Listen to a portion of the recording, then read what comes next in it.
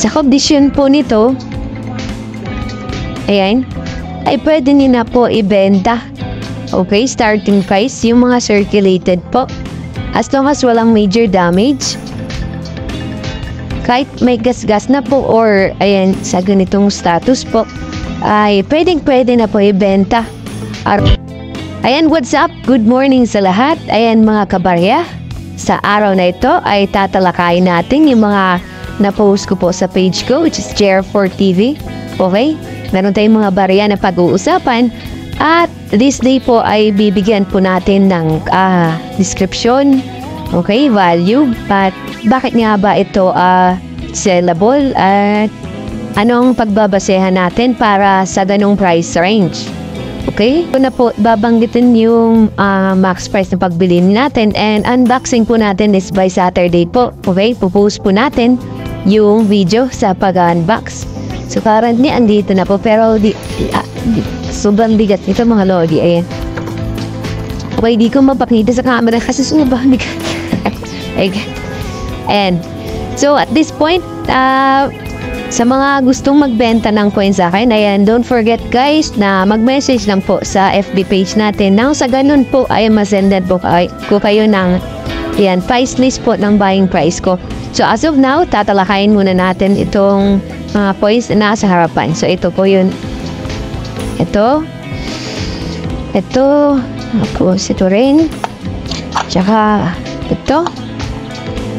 Okay, papakita ko yung isa. Ayan. Ito yung pangalawa na pag-uusapan natin.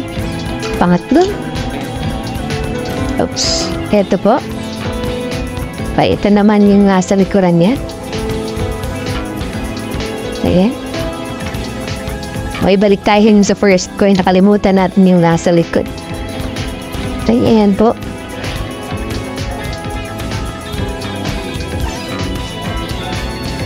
Ayan. Okay.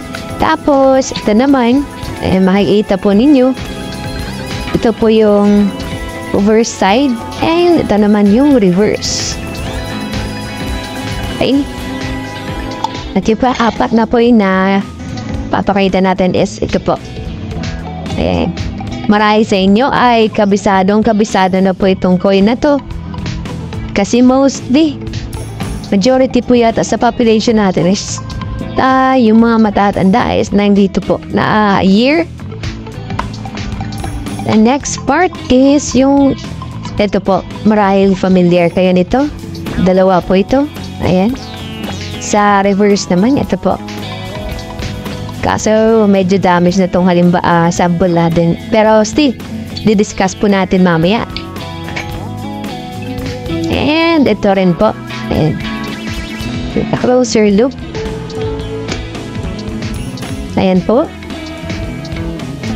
And lastly, ito. Hindi. Ito yung second to the last. At ito po yung reverse. Ayan. Sobrang good condition pa yung coin.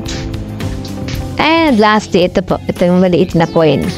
So, pag kumpara natin sa regular size na 10 peso, yung commemorative coin po natin, ayan, ito po yung size niya.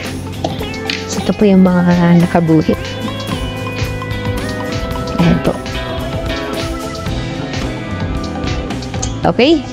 So, ayan, first natin pag-uusapan is, bago yan po, huwag kalimutan po mag-subscribe, like, and share po ng video natin dito sa FB page. And don't forget din to follow and subscribe our YouTube channel para sakali po updated kayo parate. And to view the full video, and click niyo lang po yung link